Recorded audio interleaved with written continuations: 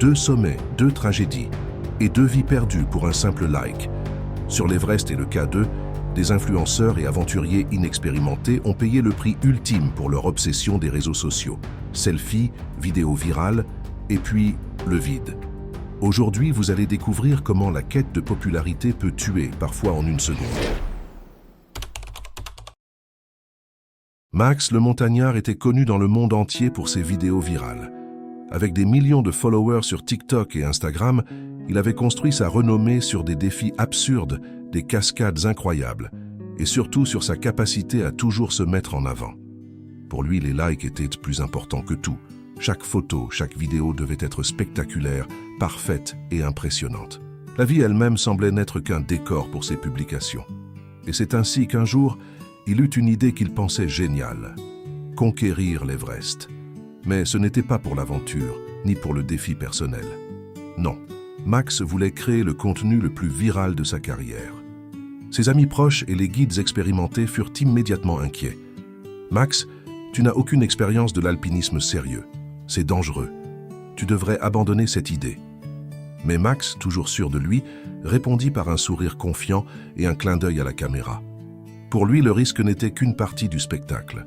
Plus c'était dangereux, plus les gens regarderaient. Chaque détail devait être partagé. Le froid mordant, le vent hurlant, la neige qui crissait sous ses bottes. Tout devenait matière à contenu. La montée commença dans des conditions difficiles.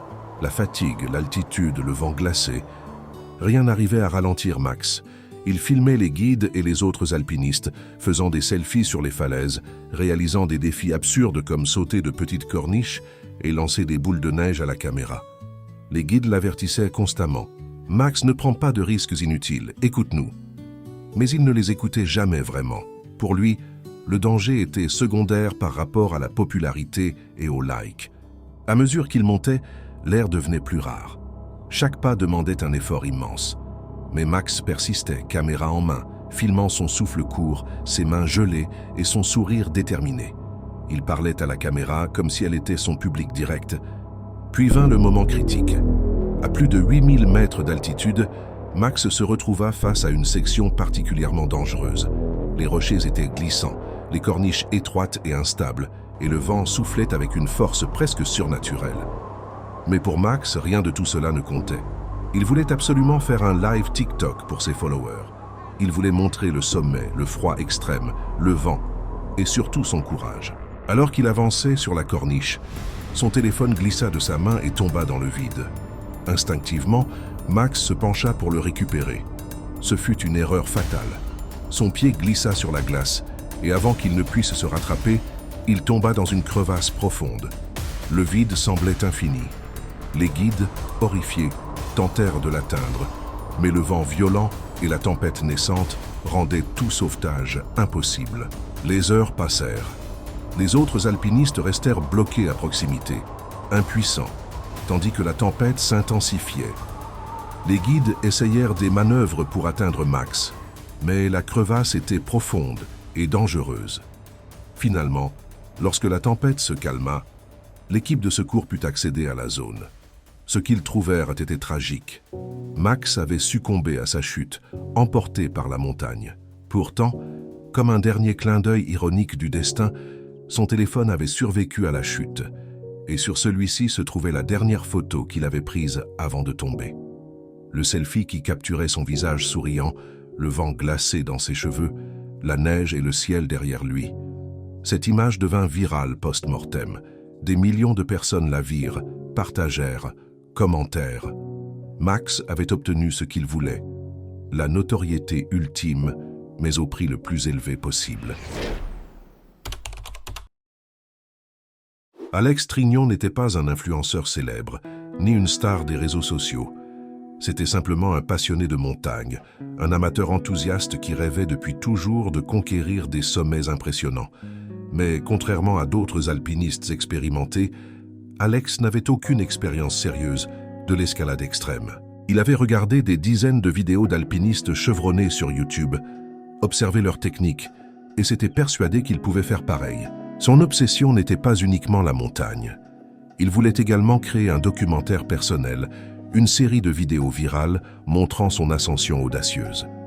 Pour lui, Le K2, le sommet le plus redoutable, représentait à la fois le défi ultime et l'opportunité parfaite de captiver un public sur Internet. Il rêvait de partager chaque moment avec ses abonnés, de montrer sa bravoure, son audace et son audace encore plus grande à affronter des dangers que la plupart des gens n'oseraient jamais approcher.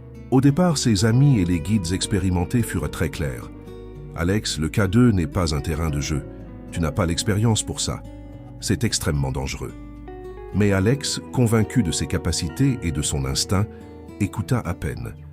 Il croyait que la passion, la volonté et un peu de chance suffisaient pour surmonter tous les obstacles.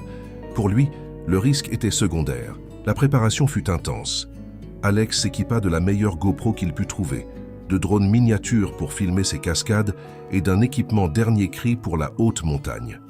Dans son esprit, tout ce qui comptait était la vidéo parfaite, le plan parfait, le moment parfait.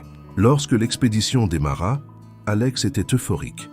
Il filmait chaque étape, le départ de la vallée, la montée jusqu'au camp de base, les préparatifs avec l'équipe. Il parlait à la caméra comme si elle était son seul public. La montée se déroula avec de plus en plus de difficultés. Le vent glacé, les passages escarpés, les corniches étroites et instables, tout devenait plus exigeant.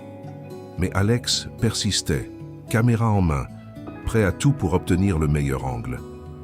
Il filmait ses gestes, ses efforts, les paysages époustouflants et même les conseils de ses guides. À ses yeux, tout cela faisait partie de la narration. La montagne était un décor et lui, le héros de son propre film. À mesure qu'il s'élevait, l'air devenait rare et le froid insupportable. Chaque pas était un effort, chaque mouvement risquait de lui coûter cher. Mais Alex ne ralentissait pas. Il voulait absolument montrer qu'il pouvait affronter le K2 comme un alpiniste expérimenté, malgré son manque total de préparation. Il posait son drone pour filmer des séquences aériennes, essayait de réaliser des cascades pour impressionner son public et ne manquait jamais une occasion de se filmer lui-même en train de défier la montagne. Puis vint le passage critique. Arrivé à un passage extrêmement technique, étroit et glacial, Alex voulut absolument capturer le plan parfait pour sa vidéo. Il installa le drapeau qu'il avait emporté et se positionna sur une corniche étroite pour un selfie. La moindre erreur pouvait être fatale, mais Alex était concentré sur la caméra, sur le drone qui volait au-dessus de lui, sur la vidéo qui allait devenir virale. Le vent soufflait fort, mais il ne voulait pas reculer. Et c'est là que le drame se produisit. Une rafale de vent plus puissante que prévu fit basculer son drone, qui heurta son équipement et le déséquilibra. Dans un instant de chaos, Alex perdit l'équilibre.